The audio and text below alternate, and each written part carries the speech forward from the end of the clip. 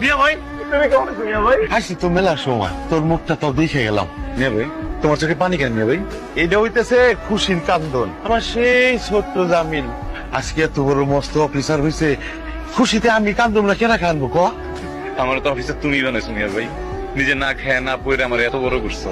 তুই যদি লেখাপড়া না করতি তাহলে কি এত বড় অফিসার হইতে পারতি? আচ্ছা মিয়া ভাই, মা কেমন আছে?